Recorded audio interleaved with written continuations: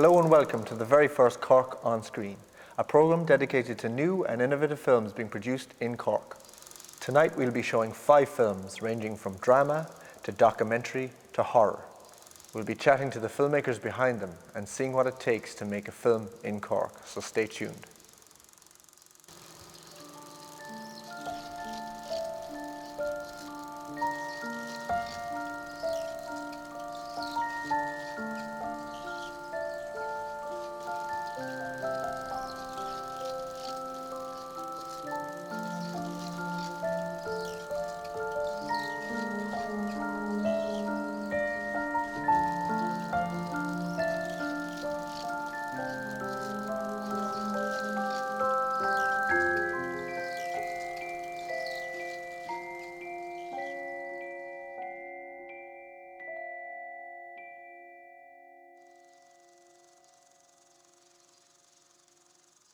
Our first film tonight is a stylish and intense Kettle, which won the prestigious Made in Cork award at the 2010 Cork Film Festival. So how did you get started into filmmaking? Well, I'd say I can't even really remember, but I've always had a passion for film, been always watching films. I think it's really what I wanted to do after school. I think from first year on, I was kind of interested in film. I didn't really make anything when I was younger. I just kind of applied through artwork. I do a lot of drawings and stuff like that, and got in. I did filmmaking at St. John's for a year, and then from that I made a portfolio and went on to do 4 years in Dunleary, in which I learned an awful lot, good and bad, about film. Where did the idea for Kettle come from? What was your inspiration? Originally, I think I wanted it almost as the opening of a feature film, that it was introducing you to a character, like the main character of the film. But then I think it might have been someone else suggested to me that it actually work itself as a short, so I kind of got cracking on that then. And it worked itself as a short even better, I think, because sometimes there's a lot of, it worked as the boiling of the kettle works with the whole short film itself. I think if I put it into a feature film, it'd have been a lot shorter, I wouldn't have done the whole thing. The film is quite violent. Is that something you're drawn to as a filmmaker? I'm more interested in violence being done kind of right. So if I see violence in a film, sometimes I'm like, that's just flashy, or, any experience I've had with violence, I've found it quite scary, and in a lot of things you're like, that's rubbish, nothing works out that way. So I just wanted to show violence in a sort of scary light, I'm not sure if I got away with it or not. But the film has a unique visual style. Why did you decide to shoot it that way? I just think it fit the concept of, the main thing I was trying to do was try show a fairly cold-blooded character, and I kind of wanted the idea of sticking with him the whole time and showing his calmness, even though what he's about to do, and the only way to do it really was Steadicam. The way, I don't know, I just saw it that way, I had to shoot it that way. The performances are incredibly realistic. What kind of research or rehearsals did you do with the actors beforehand? Well, the only actor in it's actually Shane Casey. I got him because I'd heard of him being very good in the play that he was in, and then I met him, and he was brilliant. So a lot of it I focused on him anyway. The rest were just kind of friends and family. But I'd be a big fan of Mike Lee, the way he kind of works out workshops, and rather than no script, I wouldn't like scripting things myself, because I think giving an actor a chance to come up with his own way of getting across his views, as long as he knows what his role is. So I'd use that way, and I think Shane's gifted enough that he could work it out himself. Thankfully there's not too much dialogue anyway, so I couldn't mess up. But Kettle won the Made in Cork section of last year's Cork Film Festival. What did it mean to you to win? I was delighted with it. I was very surprised. I actually applied for it the first year and I didn't get in, and I hadn't got much feedback from Kettle at all. So I was unsure as to how well it went down, because I knew I was taking a risk with it, so I didn't think it would be that good. But I was thrilled, absolutely thrilled. I was gutted I couldn't make the night Shane went up and collected the trophy for me. Finally, what advice would you give to any aspiring filmmakers out there? Run away. No, A lot of it is hard work, in fairness, because you can have a million ideas a day, and sometimes it's to look at them and kind of see whether or not they'd work, and be able to take criticism is a huge thing. So like, I don't know, I've had loads of ideas that when you think about them and they're talked out, you realise that they're absolutely rubbish.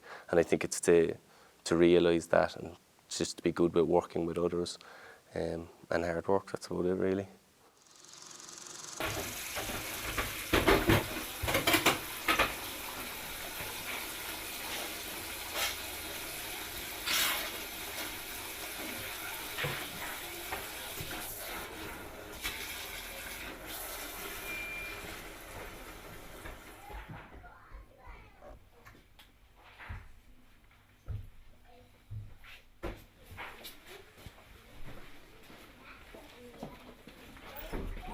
Alright kid, what's happening? How are you getting on? Good to see you. Come here, you must have been the fastest fucker ever out of Cork prison. 2 months. I know, That must boy. be a fucking record. You must have been a very good boy. Nah, boy, just glad to be out there, no, boy.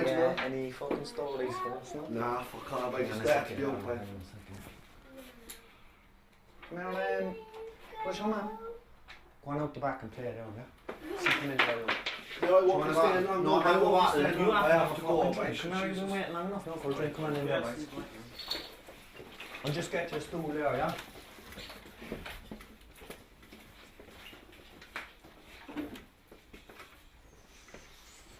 Sit down there now, boy, and relax, alright? Yeah, boy, I have to go. She'll Chill out. be doing all and everything, boy. She's been waiting 2 months for you. Fucking sit down there. She waited another half an hour for you. And I have something that will fucking keep you happy, innit? Now listen, you skin up there, yeah. Listen, I'll be back up in 2 minutes, alright?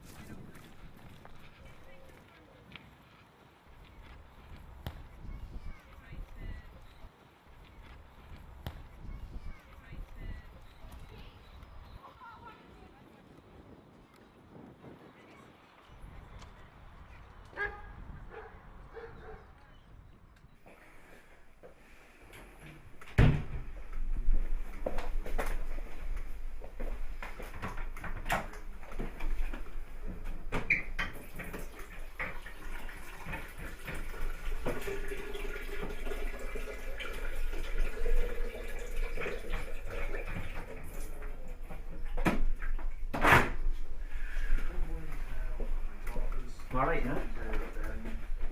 Making sure that they get into the right schools, that they have the right education, they get to do what they want, which wouldn't have been a problem before, but it's always a problem, but now it's a major problem, because I'm looking at possibly the bank taking everything and having no place to live, you know. We just have to see, the next 2 months are crucial for me.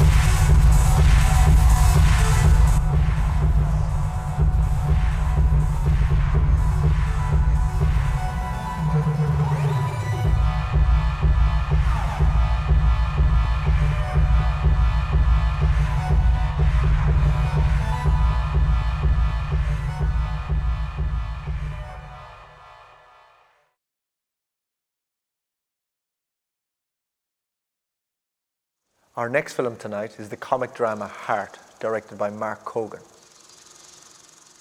So Mark, how did you get involved in filmmaking? As a kid, all I ever really did was watch films, so I kind of knew I wanted to do something in that field. I went to St. John's Central College. It was 1997 when I started, so I know it's come a long way since then. But it was just learning about cameras more than anything there.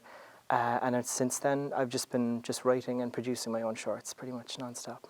What was the inspiration behind Heart? Is it a personal story for you? It was personal in the sense that the characters came first. A lot of stuff I'd write around the characters, and then the plot comes from that. I'd had these particular characters in my head for a while because they're based on real people. So the plot was secondary to serving them, and personal in the sense that I felt like I knew them at that stage, and I just wanted to serve them really well. The cast of the film are all fantastic. Tell me a bit about them. The lead is Frank Prendergast, who's they're all Cork actors, but he's done quite a bit of theatre work in Cork as well. We spent a lot of time finding that lead part was a tough one because everyone else I knew exactly who was going to be playing the part when I wrote it. That part I didn't. So finding him he was a good find. And then George Hanover plays Fiona, and I've been working with George for about 10 years. We've done loads of shorts together. She's a really, really talented actress. Great to work with her again. And my good friend Shane Casey plays probably the most comedic role, Doc, and he's such a great actor in terms of from comedy to drama. He's so talented. So great to work with him again as well. What kind of budget were you working with on this film? Budget. The only thing I can think of that cost money was just feeding people, really. That was all it was on a couple of the days. We got really, really lucky. People were very nice to us. A lot of stuff was donated and people did us favours and helped us out and all that. So the budget was extremely, extremely low. Heart displays a fine mix of comedy and drama, which is really indicative of Irish cinema. Would you say that this film is a traditional film with a modern twist, or more of a contemporary film with a traditional grounding? I suppose in the ways you say, in the mix of comedy and drama, I do think Irish films do that very well. I would love to think that it fits into that category. As far as the twist, I suppose it could be conceived that way. I knew I wanted to do something kind of wedding-based, but not very straightforward. Yeah, comedy drama is something I do think we do very well here, and something I would like to do more of myself. So what's next for Mark Cogan? Well, I just finished another short film called All Night Long. We just shot it in January. It's in the last stages of post-production now. We're just mixing sound and music at the moment. And I again had two terrific actors in that. It was a really great experience, so looking forward to moving forward with that one. What advice would you give to any of the viewers who are interested in making films themselves? I would say if you feel like you want to do it, then just go out and do it. Because it's pretty easy to get a camera these days. Even just get a hold of something. If you think you have a story to tell, just write it and go out and do it. Because it's the only way you're going to learn. You have to do it. You're not going to learn sitting watching movies. You have to go and make them.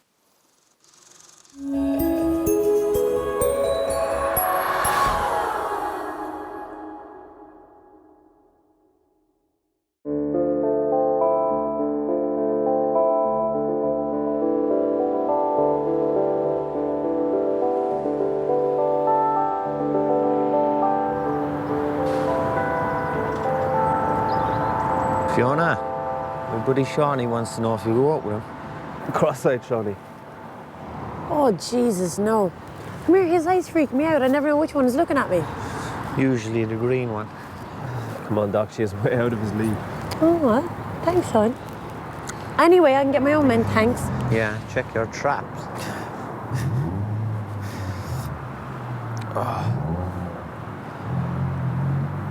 My stomach is in bits. I shouldn't have had that breakfast. It wasn't the breakfast time. Look, I think it's very brave what you're doing, right? And it takes balls. I think you're fucking dope, to be honest, man. Thanks, Doc. What do you think is going to happen, like? I don't know. I don't fucking know. I suppose it's kind of romantic in a way. Yeah. I can't wait for my wedding day till someone does the same for me.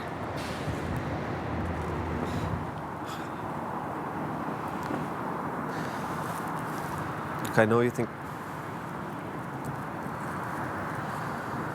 Thanks for coming. I couldn't have done it on my own.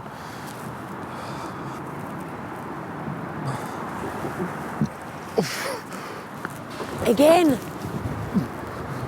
Very romantic.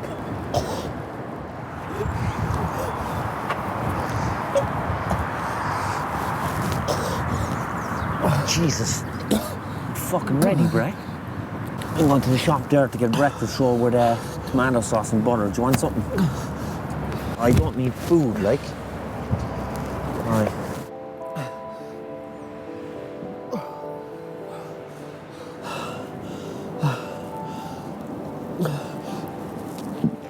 Thanks.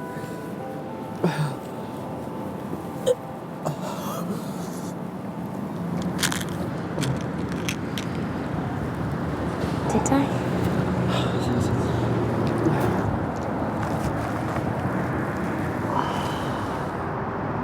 Are you sure about this? course I'm not sure. Probably the stupidest thing I've ever done. Well, let's go back, so. If I don't do it today,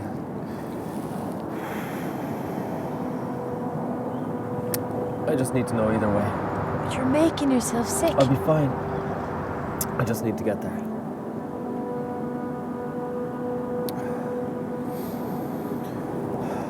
Thanks for being here.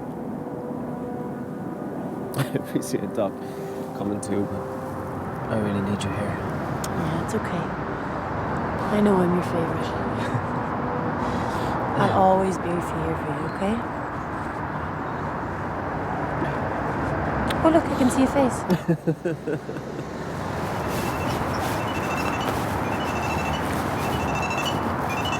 All right, Denise. It's the story. No, I told you I can't work today. I need today off.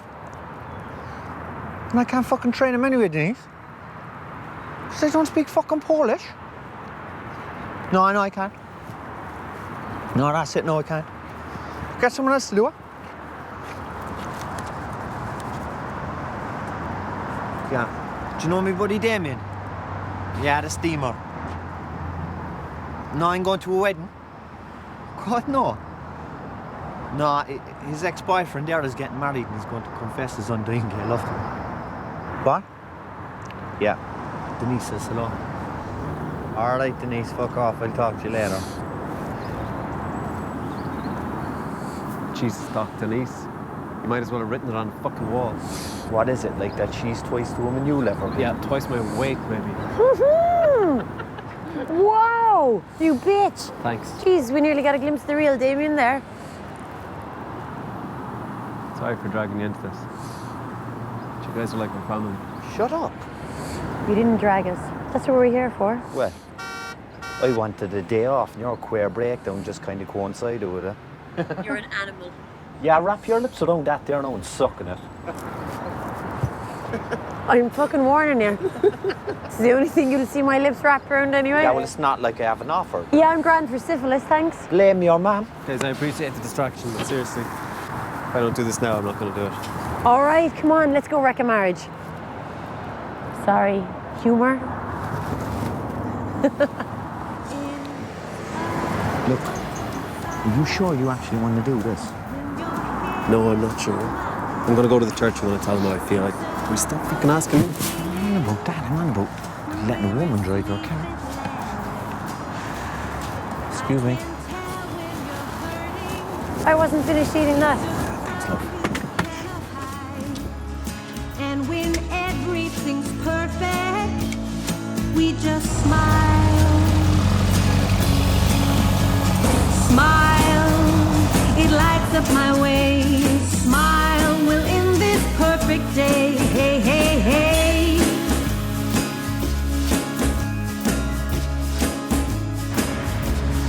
It's a magical moment when you cannot stop one's laugh.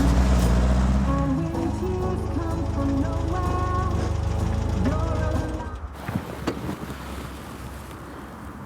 Fuck it, I can't do it. I can't get out. I can't do it. Let's just go. Hang on. Hang on. All right. I can't do it. I can't. Will you just fucking do it? Right.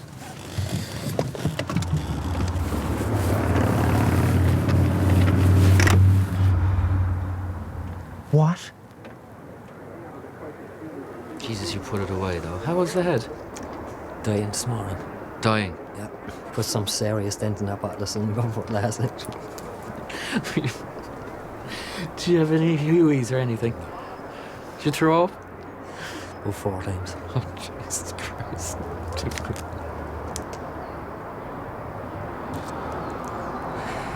Gary, I'll be 2 secs there. Jesus, he's going to give him one.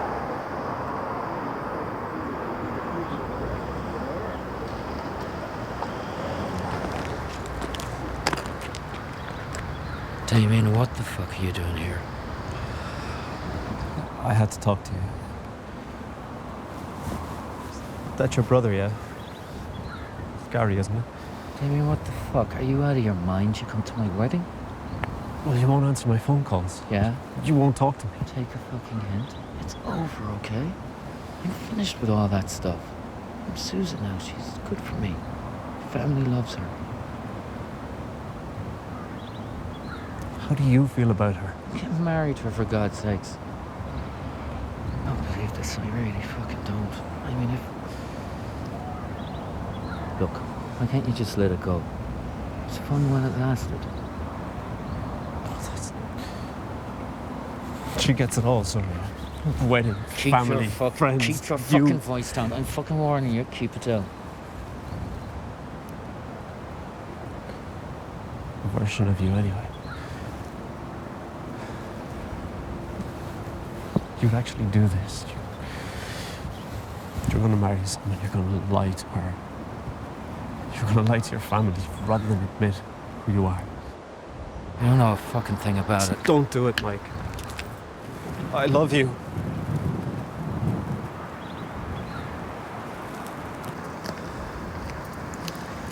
You're a faggot. Keep away from me and my family. Stay out of my life, you fucking prick.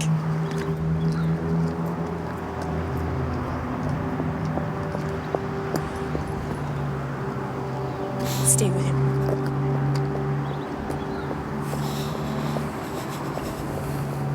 Not going to the after sauna. Mike, Do you know how hard it was for him to come here today? Jesus Christ, it's my wedding. No one fucking asked him. Fine, but there's no need to shit on him because he's been honest with you, huh? What about your one put on up there in the shiny car? Does she know? Would you just fuck off, please? Fuck off. I didn't think so. You know what? I feel sorry for her, and I feel sorry for you. Do you know what? You're not worth it. I don't know what he was thinking. You do not deserve him.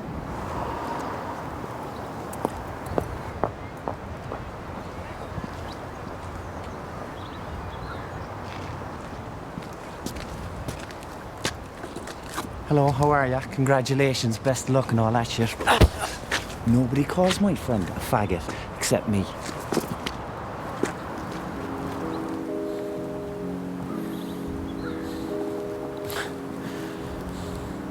I'm an idiot. I'm a stupid fucking idiot. You're in love. People do crazy, brave, stupid things when they're in love. Yeah. No, I think I've used up my quota of crazy, brave, stupid things. I'm never going near another guy again. For now, maybe.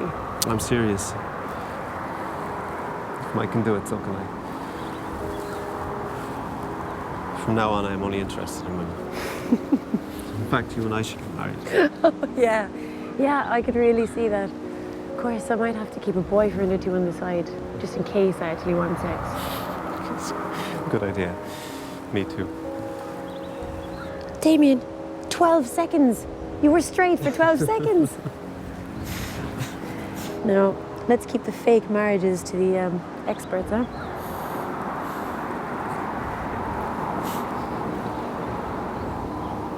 Thanks for being here, Fee.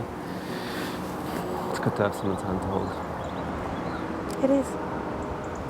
And you can hold mine anytime. You're wasting your time there, girl. What if you want something to hold? You couldn't afford it. Aye, 50-cent change there for the breakfast roll. Come on.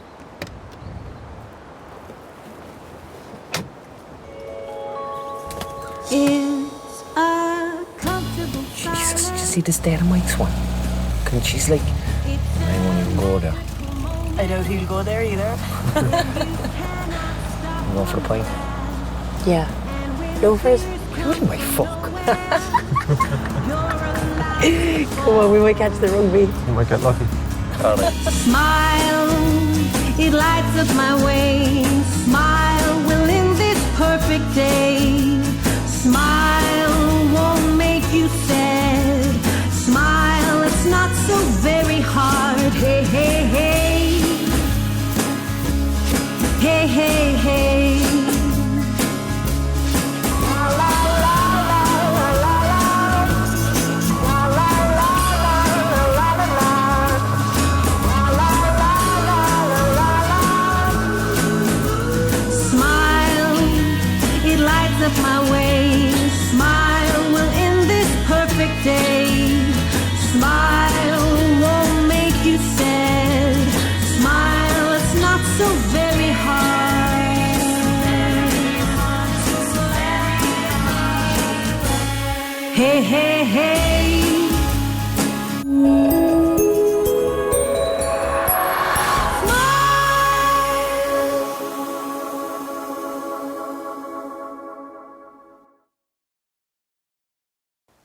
Next up is Ger O'Halloran's True Stories, a mixed genre film from Ballincollig-based filmmaker Rob O'Halloran. So Rob, how did you get started in filmmaking? I suppose I've been making films really since I was about 14 or 15 when we first had access to a camera. We pretty much started straight away and just making our own silly kind of sketches and skits and things like that. It all kind of influenced from skateboarding, recording ourselves skateboarding and fooling around, and then slowly just started writing bits and pieces of short films, and that's kind of where it started. And then I decided to go and train up in it in college and things like that, and just kept making away anyway, and we've been at it since. What was the inspiration behind the film? Well, I suppose with Ger O'Halloran's True Stories, like my favourite part of the film festival, I've been going to it for many years, and my favourite part of the film festival has always been the Made in Cork section, and I think you'll see as well, like it always sells out the fastest, I think the reason for that really is like, you're very used to seeing Hollywood films and things like that, but when there's something with a local voice, it just kind of connects with you a bit more because you know the characters a bit more. So I kind of wanted to do one with a very strong Cork character, and like my favourite Cork character is my dad, really, like. So and he's a great storyteller. So like it was like really getting this story that he tells of this rabbit. It seems unbelievable, but it actually is a true story. And I always wanted to do something with my dad anyway, so that's kind of why I decided to go with that. What was it like to make a documentary with your own father as a subject? It was great crack. Like I had him, he's used to me now, as I said, like making films since I was 15 or 16, so I'd always get him to stand in for a character, the father character or something anyway, so he's well used to it. But when he was the main focus of the film, right, it was quite difficult at the start to get him to be completely natural and to just talk away. So like it was funny, like how it ended up, like when we had the questions formatted very properly and things like that, he actually shelled up quite a bit. But the funny thing was then, like when all the questions that we wanted to get included were finished with and everything, he just then decided to tell the story to the interviewer, Michael O'Gorman at the time, and he just was way more natural then when he was just chatting, and we ended up using all of that footage instead of the other footage that we shot, so it was definitely interesting anyway, shooting with him. Have you featured family members in your films before? Yeah, loads. They're always the easiest to access, and like, again, they're all, like, in fairness to my family, they're very encouraging in filmmaking, so like my mum and my dad and things have always been, just had to stand in just to give me a hand every now and then, and I'm hoping to get, like, my nieces and nephews now are very interested in it, and I'm hoping to use them for other film projects, so yeah, it's been great, like, Ger O'Halloran's True Stories has been described as a blend of genres, a cross between horror stylings and documentary. Why did you take this approach? I think, like, because as a new, I'd still consider myself that I'm learning, and I think the easiest films to start out with really are comedies and horrors in a way, like, because without a big budget, with comedies especially, you get away with a lot of mistakes and things, and a lot of times they add to the funniness. But seeing other directors then playing with horror, I really like. With Damien McCarthy plays a lot with horror, and I know him, and I definitely consider him a strong influence. Like, so I really wanted to play with horror as well. Like, I've worked professionally in documentary for a long time, so I'm quite safe with that, and I'll do a documentary no problem. I've done several comedies as well, like, that were, just very small projects really, like. But with this, I really wanted to touch on horror to see if I could build anticipation without too much of a budget behind me and things. So I think it worked out anyway, I think the reaction so far has been quite good, but that's kind of where it came from, just wanting to play with film and see what I can do, So what's next for Rob O'Halloran? Well, Ger O'Halloran's True Stories is on its way to a German festival. I'm hoping that'll do some more rounds. Because I thought I did all right playing with horror, I've actually written another horror film, a werewolf film. It's probably way too ambitious to ever actually get off the ground, but we'll see how it goes. And I'm also writing my first feature, so just keeping at it really, like seeing what I can do and plugging away in film, What advice would you give to any budding filmmakers out there, and what kind of funding is available for them? I suppose with advice anyway, like I think just keep going for it. Like, just keep, like, as long as you keep going for it, you learn as you go. Definitely watch a lot of films, but not, like, try to watch as many student films and amateur films as you can, because I think it's funny when you're watching a professional film to walk away from that going, oh, I like the way they did that, or I like the way they did this, I'm going to try it. But, like, you can't really pick out the things that you like and dislike, but with an amateur film, it's very easy to see where people went wrong and how you could improve it, you know. So I definitely say watch a lot of amateur films and take notes and see how you can improve on what they've done.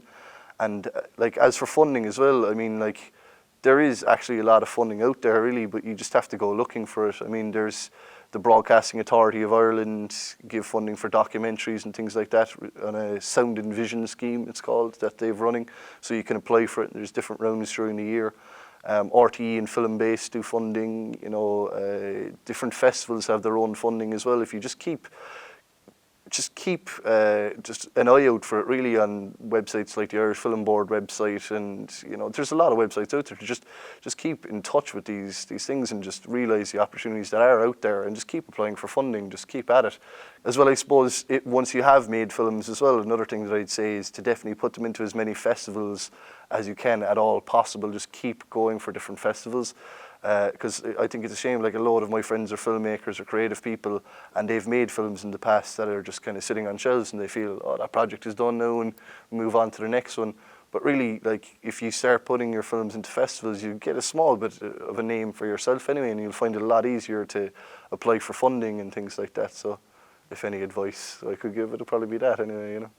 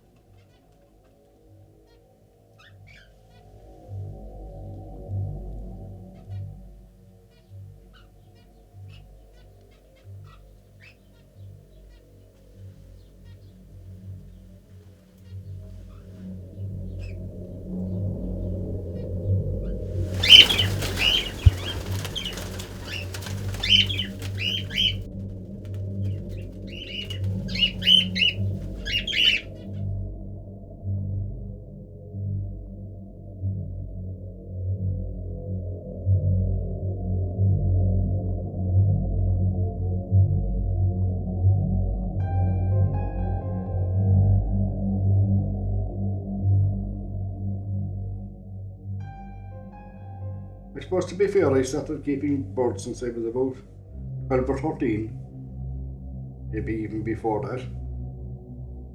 Maybe just pure accident like that. Now I found an old half-sick pigeon, and I nursed him, probably being in nature in me or whatever. I just nursed him back, and I put him into, God be with my poor father, and we wired an old thing up, you know, and they were shit and put him into it.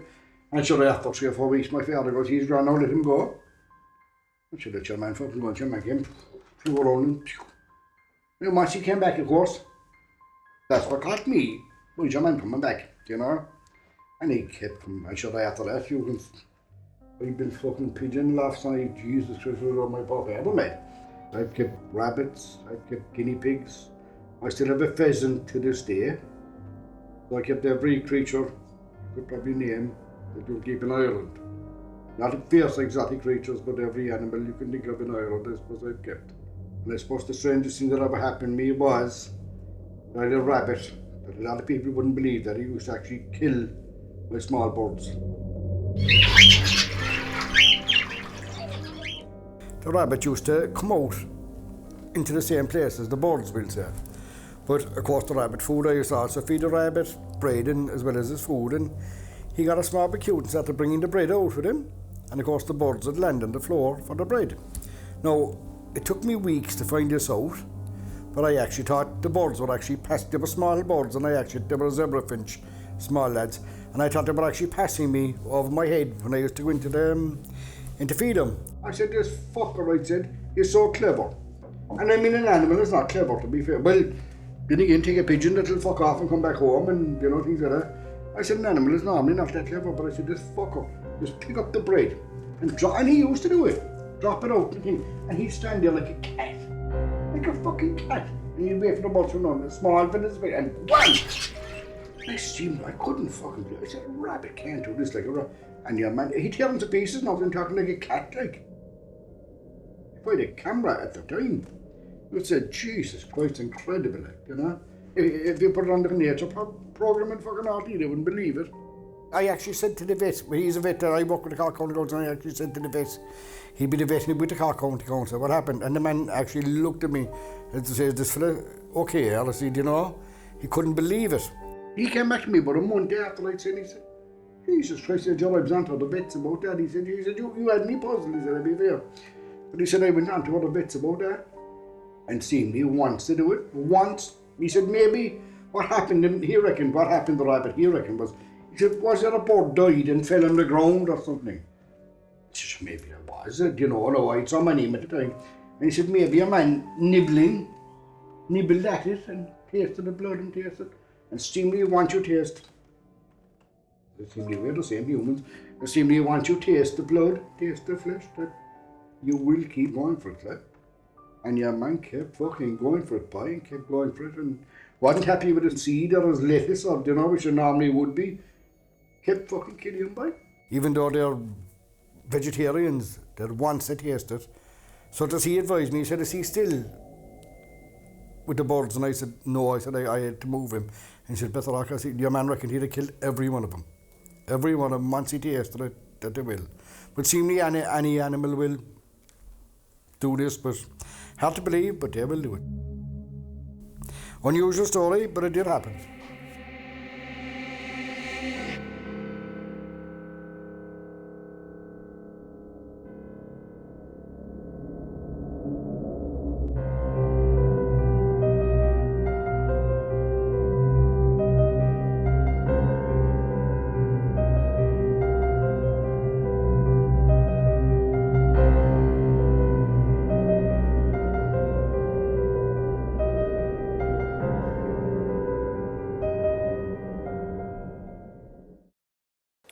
Hungry Hickory is the latest offering from multi-award-winning horror director Damien McCarthy. Damien, how did you get started in filmmaking?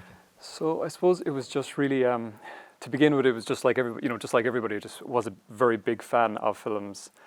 And I was just always at home just writing little stories and kind of coming up with ideas. And I suppose it was, I fancy myself a bit of a film critic as well, so I could, I could watch something, I go, well, that was very good, or that seems good, but it could have been a little bit better. So maybe I just thought I could, maybe I could add a little something to, just to these scenes. So I probably kind of looked at them again and then kind of kept my own ideas and really from that just wanted to get into it and just started making short films in St. John's College. So yeah, pretty much as simple as that.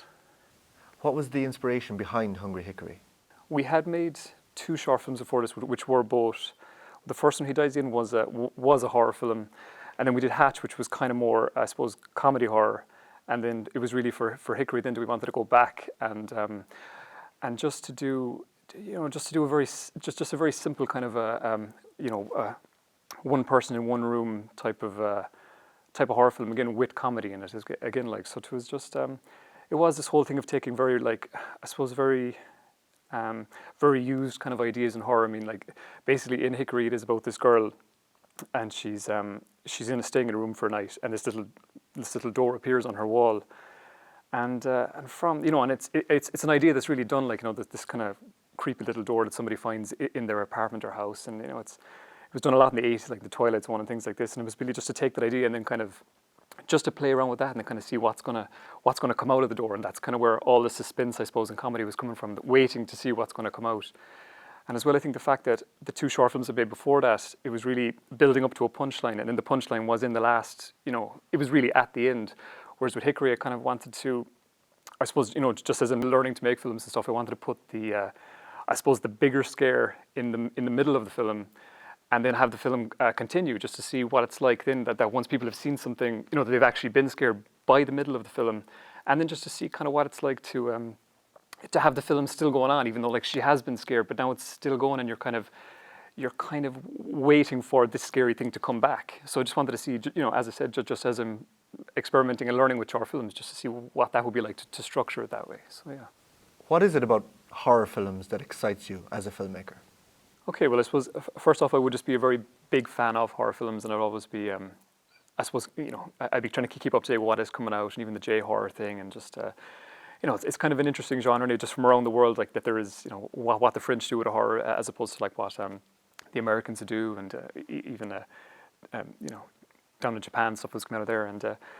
But I suppose just as a filmmaker as well, I think it's just that it's a good way to compete as well, because it seems to be that the lower the budget that a horror film does have, that the kind of scarier it actually is, because it's not really relying on special effects, or it's not really relying on kind of that kind of third act of bigger budget horror films, which usually kind of turns from a horror into more of a chase movie or an action film. So I suppose it's just the fact that you actually can have something that can compete with a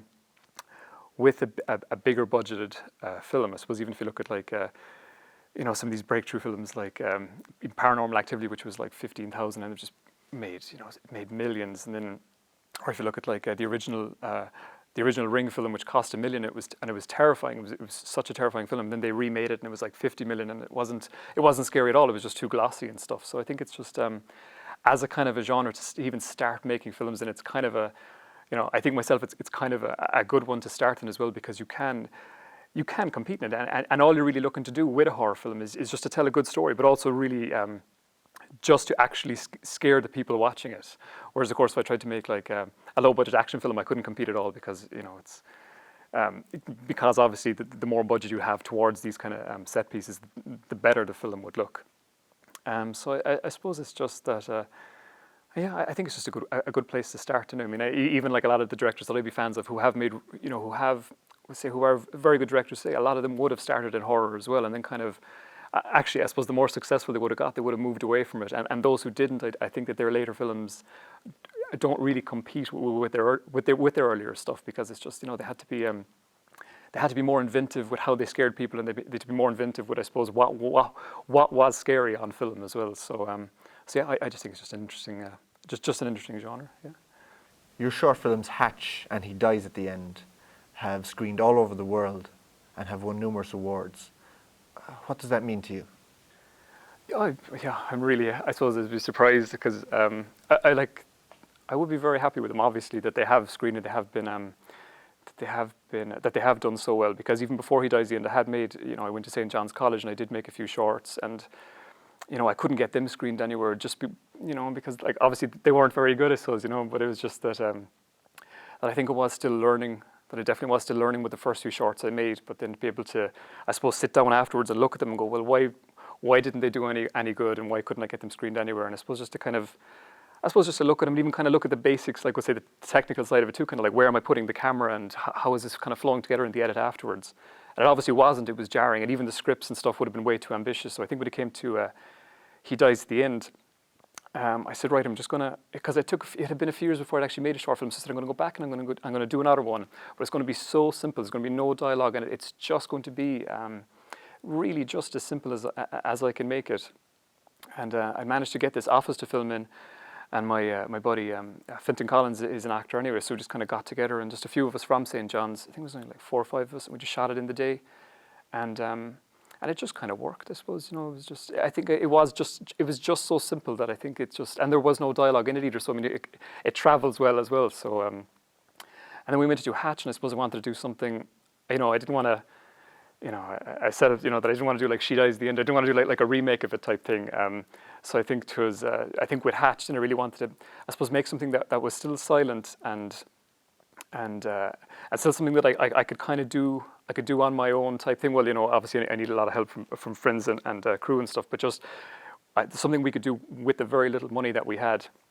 And I'd be a big fan of very old special effects, like the old John Carpenter, The Thing, and The Evil Dead 2, these kind of reverse motion effects. And I wanted to see if we could basically use some of those very old in-camera special effects stuff, and to actually make a film look quite slick and things, because I mean because a lot of comments afterwards were that it was, how much money do you have for the effects? And people kept on about the effects, but it was all just, a twine covered in, whatever, like, and just reversed afterwards. So it was good. And again, like it was silent, and it just seemed to play very well, and it traveled well, like, so I'd be delighted. I'm delighted with those. I'm delighted with how well they've done. What's next for Damien McCarthy?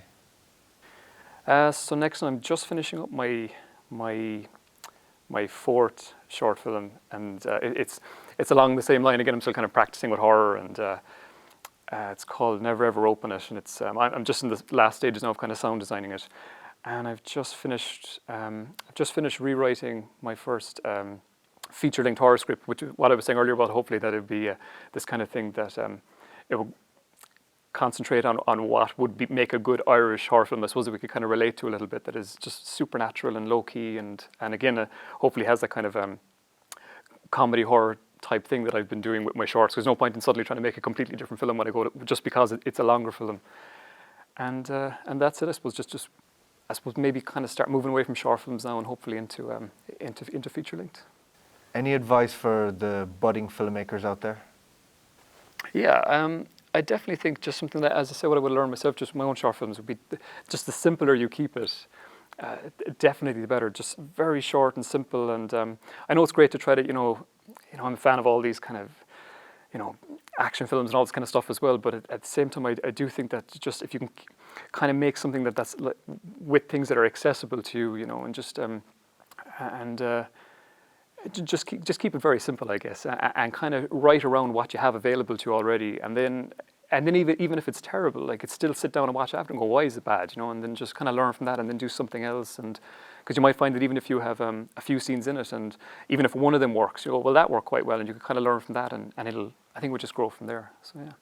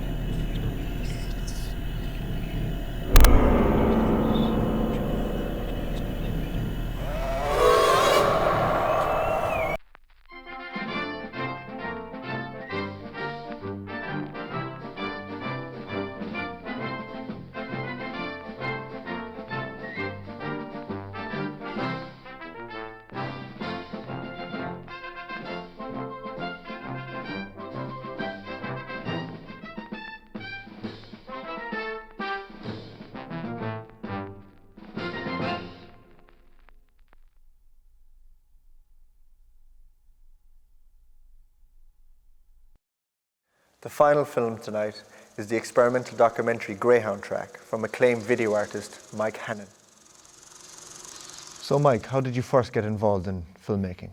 I guess I first got involved in it when I was studying art in the Crawford College of Art and Design. At the end of my second year in there, I finally hit upon video as a medium that I liked to work in. The first year in art college is kind of a general year where you do a little bit of everything, and then maybe by the end of second year, beginning of third year, you're expected to have found some medium or some kind of technique or some kind of concept that'll narrow down your work. So I'd been hopping from one thing to another, a bit of painting, a bit of sculpture, a bit of drawing, and then when I finally stumbled across video, I thought this is the way I want to work and this is what I want to do. And from that time on, from the rest of my time in art college, I worked solely in video. What was the inspiration behind Greyhound Track? I think the inspiration behind Greyhound Track was actually when I attended the Cork Film Festival the previous year in 2009. I really enjoyed the short film program there, and I always have. And that year I had a film in the Made in Cork section also, so I was attending the full program. I was attending the full week of screenings, and towards the end of the week you get a little bit burned out when you're watching movie after movie after movie after movie, and you're totally saturated with film. So I finally realised that the kind of shorts that I enjoy the most are ones that are very slow and sparse and static and minimalist. And I thought, God, I really want to make something like this, something along these lines. So Greyhound Track was an effort to move in that direction, and it forms part of a series of 3 pieces which were originally designed really, I suppose, for a gallery installation rather than a film festival screening, but they're all shot in Youghal, in the town where I was born, and each of them deals with a different leisure activity in the town. So one is in a Greyhound Track, another is in Parks Amusement Arcade, and another one is in the Bingo Hall. Would you describe your piece as being an experimental art piece or more of an observational documentary? I would describe it as an experimental art piece more than an observational documentary, definitely. In 2009 you won the Made in Cork Award at the Cork Film Festival with My Beamish Boy. What did that mean to you to win?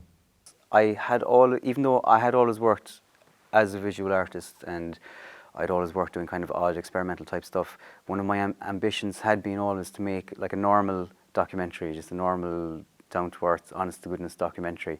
And I was waiting for, I guess, the right topic to come up, and when I heard that Beamish was closing, and I met a friend of mine, Pat Comerford, who was the producer for the film. He worked in Beamish, and we were thinking we should do something about this. We should make something about it. So what originally was intended to be a very short piece, maybe 10 minutes or 15 minutes, turned into a half-hour piece, and it screened successfully at the Cork Film Festival and won the Made in Cork Award, and was broadcast on RTÉ in June of 2010. So it was great to win the award, also for the people who were in it, like the Beamish people themselves, because they didn't know who I was, you know. I mean, I could have been some Mickey Mouse guy, like, for all they knew, but nevertheless, they put their trust in me and in Pat, and they gave us their time to be part of the documentary. So it was a great thing for all of us. You've had quite a bit of success at the Cork Film Festival over the years. Do you think the festival provides opportunities for young filmmakers in Cork? I think it's a great motivation to make work, the fact that you can get your film screened along with everybody else's, and your family and friends can come along in the Made in Cork programme. I think, you know, when the Cork Film Festival is rolling around, maybe people start thinking, God, is there anything I can do, or is there anything I have that I can submit? So I think it provides a great motivation for Cork people to make work. And what's next for Mike Hannon? At the moment, I'm wrapping up what is an observational documentary. It's called Rats Island. It's produced by Still Films in Dublin, And it's about a man called Eddie Leahy who lived for the best part of a year on a small island in just opposite Fota golf course. He lived there in a shack that he'd built for himself through the winter of 2009, which wasn't as bad as last winter, but was really tough. So this is a 12-minute observational documentary that kind of offers a portrait of an average day in his life, of himself and his son Andrew, who lived with him from time to time on the island. And we just discovered recently that we got a little bit of funding from Cork County Council to finish off that. So that should be ready in the next couple of months, and we'll be ready to start submitting it to the film festival circuit. Any advice for any young, up-and-coming filmmakers out there? I guess my background as an artist means that I'm approaching filmmaking probably from a different angle than somebody who's trained more conventionally, but I think always the best advice is to try and figure out exactly what kind of film would you like to see, what would you like to see, and then to go and try and make it. And while you're making it, to listen to others, definitely, but listen to yourself first, because it comes down to you in the end. And only try to please yourself. If you try to please yourself, and if you please yourself first, other people may be happy, they may not be happy, but you'll always be happy.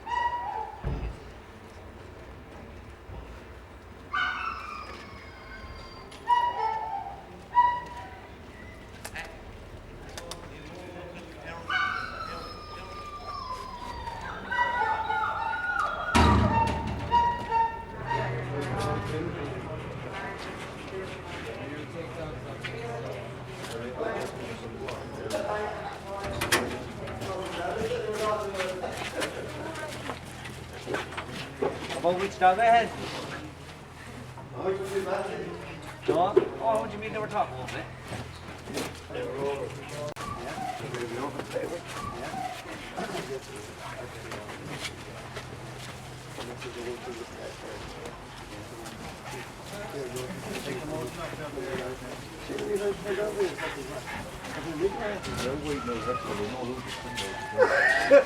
Mind yourself, will you?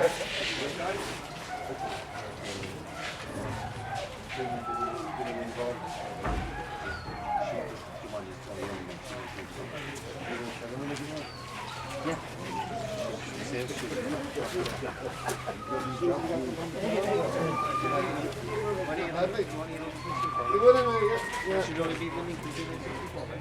And has early taste. Yeah, that's exactly it, yeah.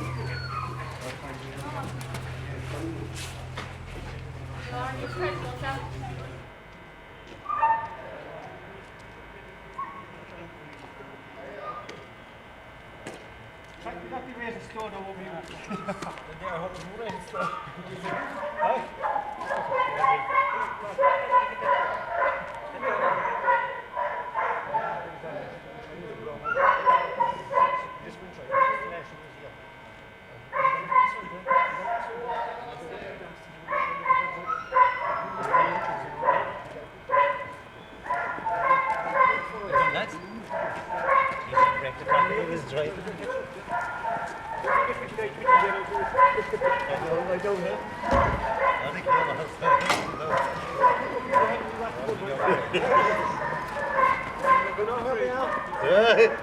I tell you that over the shop.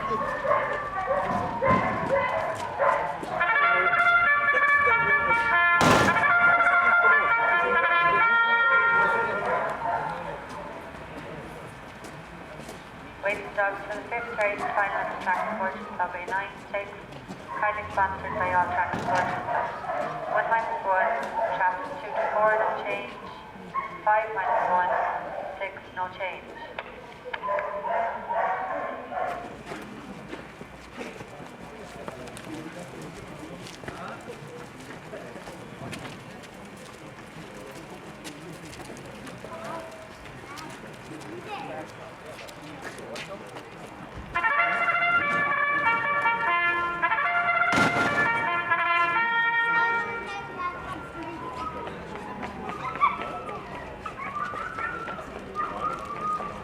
Doctor prayed for the 7th grade, final of the transport sub now 700, you have 3 minutes to pass.